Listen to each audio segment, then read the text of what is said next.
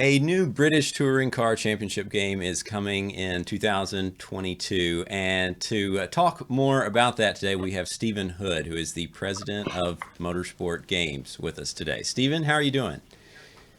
Hi, Jordan. I'm doing very well. It's sweltering in the UK, which makes a change. But other than that, very good. Thank you. How about yourself? Doing well, doing well. And we've also got Andrew Evans here, who's our GT Planet editor in chief.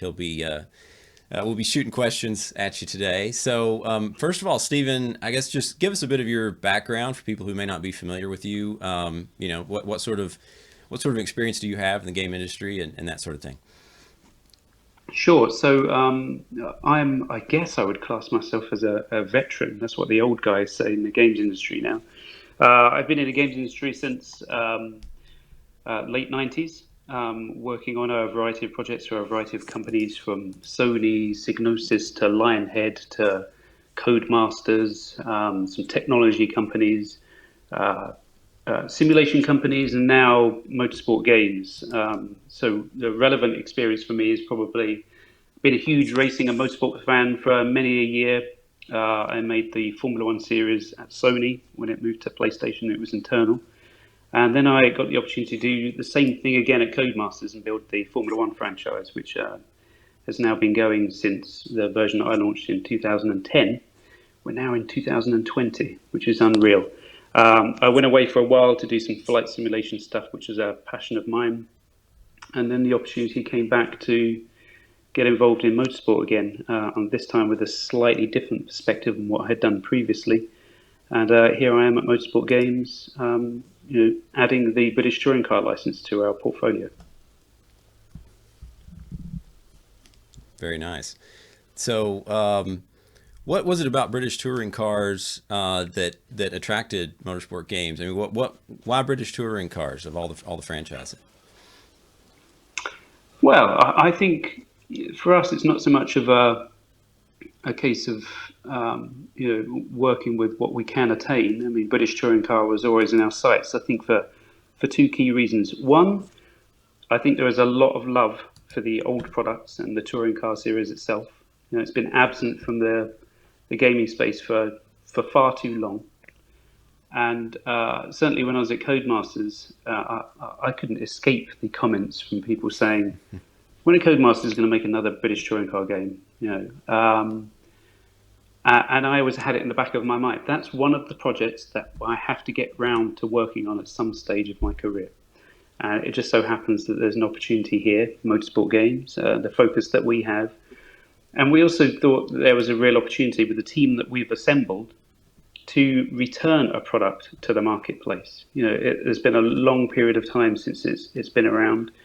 Um, but we are more than just a video game developer. We're heavily involved in media, we're heavily involved in esports. And I think all of those things are relevant now more than ever for racing games. This is the way the world is. And so we thought we could bring the product back to the gaming space with a new twist. And the team are incredibly passionate about the series itself. It's fantastic racing. It's still very popular in the UK. For us, it was a no-brainer. It just took a while to convince Alan Gow and BTCC that we were the right partner.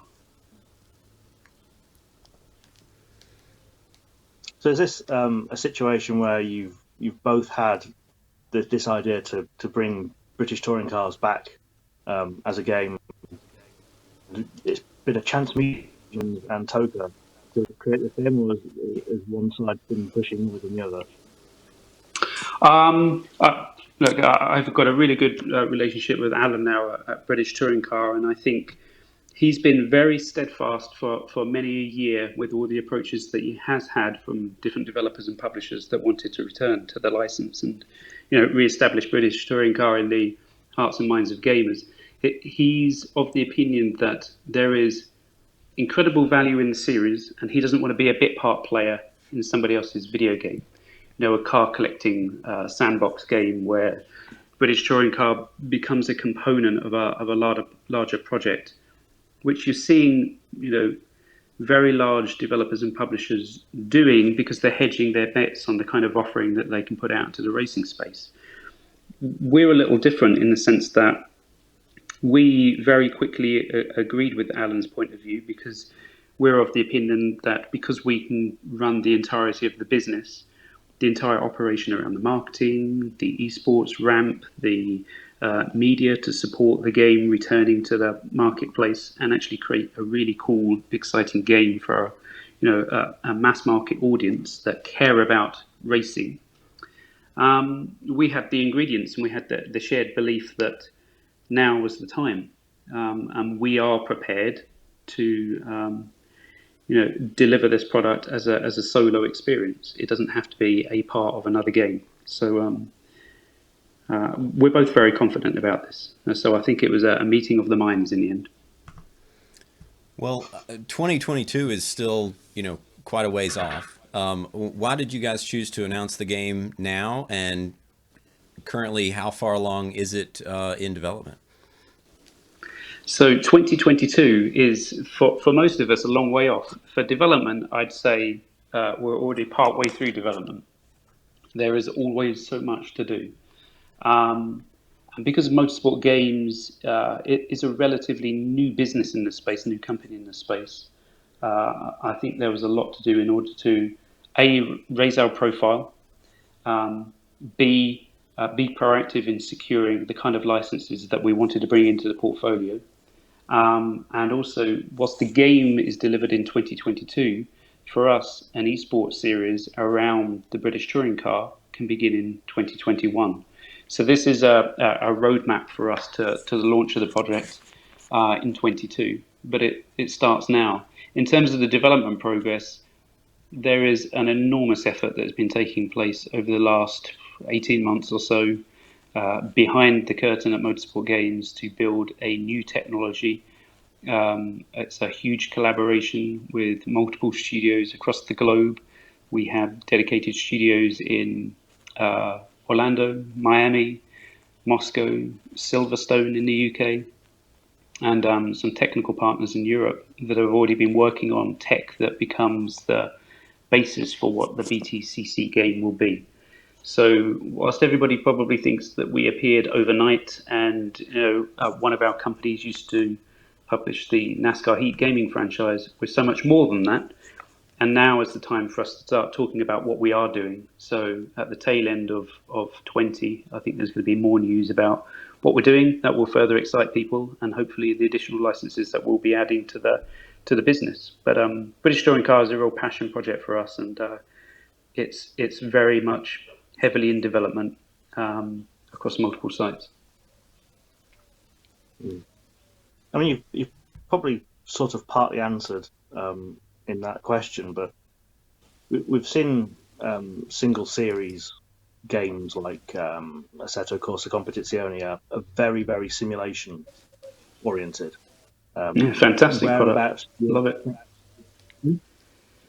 A fantastic product. All credit to them for delivering something like that. In terms of where the BTCC game would sit, our technology is certainly capable of delivering what Assetto is delivering in terms of the simulation, the fidelity of the simulation, the visuals. And that's when I'm talking about the core technology that we're working on. That's, for us, incredibly important. There's a lot of the team that have worked with me and around me previously at other companies in the past. And one of the things that we very quickly identified internally when forming Motorsport Games was, what are the pitfalls that we would like to avoid when starting out again? Very rarely do you get a blank sheet of paper. A development house, normally you have to take into consideration, as we all do, financial constraints, the technology that already exists, the market that you own. All of that was start fresh for us. So we could cherry pick the kind of things that we wanted to deliver.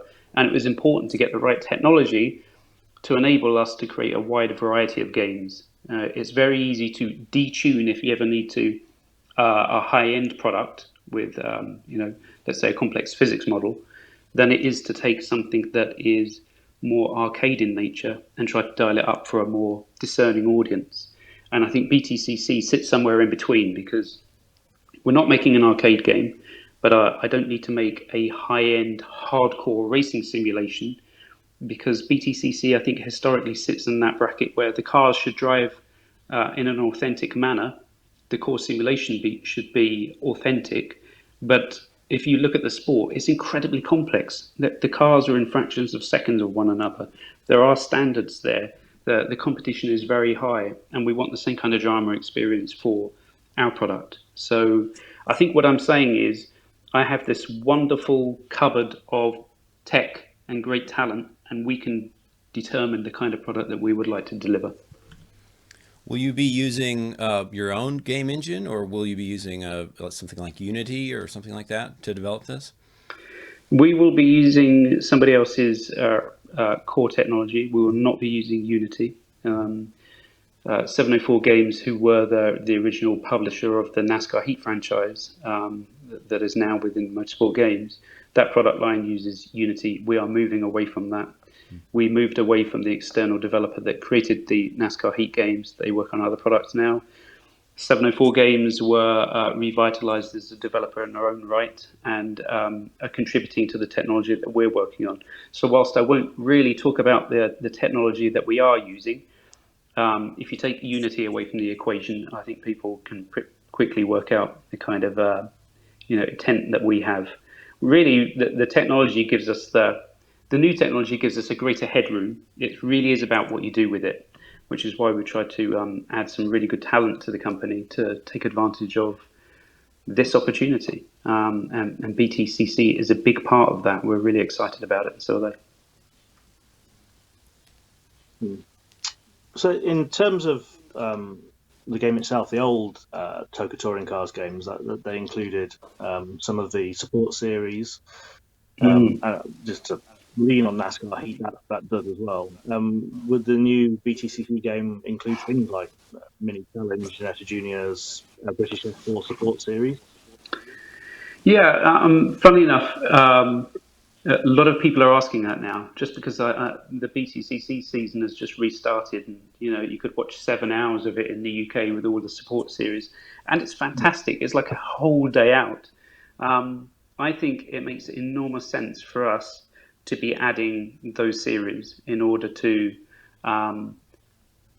broaden the offering. Sounds so marketing speak, but it's exciting to drive those different types of cars. So I would expect them to feature in one form or another in BTCC. But our intent right now with the technology and the focus is make sure the core driving and the experience of competing in BTCC is at its very best. And then there is further opportunity for us to add support series. Well, obviously a lot of hardcore sim racing enthusiasts have, some pretty hardcore questions with about things like, laser scanning tracks and that sort of thing. Is that something that you guys plan to do for the tracks in the series? It's a real possibility. I mean, we are talking about it for one of the projects that we're working on at the moment that ships before BTCC. So we have the capability to do that. We're talking to scanning companies. We're accessing data. I think it's a natural extension for us to be looking at that for BTCC. But there isn't a great deal of point for us in using a very complex simulation engine if we don't have that kind of fidelity to the data and the content within the game.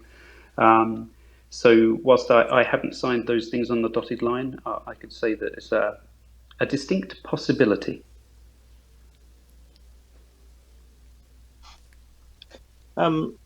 So I'm thinking of some of the current things like F1 2020. There's a whole aspect around that of creating your own team, running your own team, being the driver manager.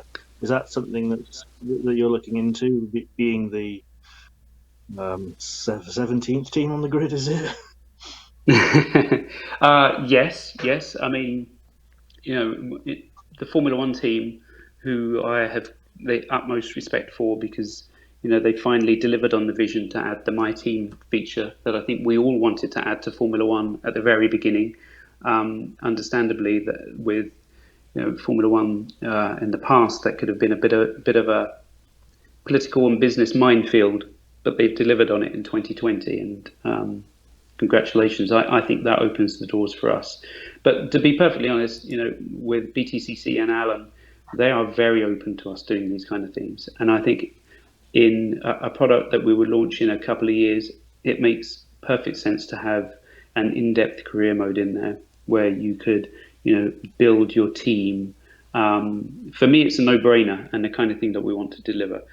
This isn't just a single track, single car time trial experience. This is the full fat experience that BTCC deserves, and I think an in-depth career mode makes perfect sense.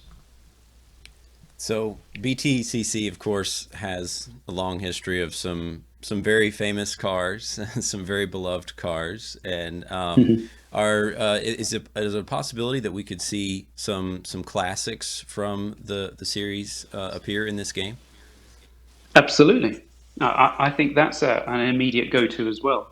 It makes my job so much easier when it comes to trying to you know, arm the team with the content that will appeal to the audience, both young and old. And I think trying to add classic content to BTCC makes perfect sense. I think a lot because people are used to playing that kind of content back in the day when the games used to exist in the market.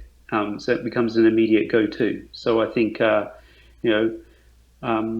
answer is yes. You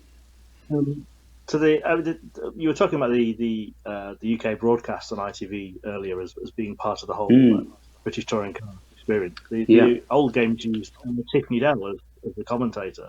Are there plans to include people like Paul O'Neill and Tim Harvey as commentators?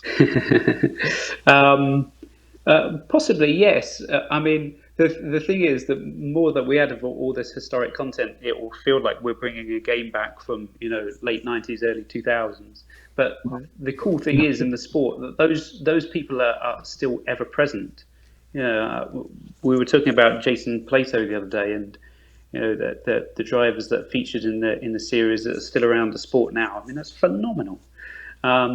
So I would expect them to feature. We haven't opened any kind of negotiations with them, but BTCC have been very open with trying to connect us, and lots of the drivers, both past and present, have been coming forward to say, hands up, we would love to be a part of this. And that is hugely refreshing.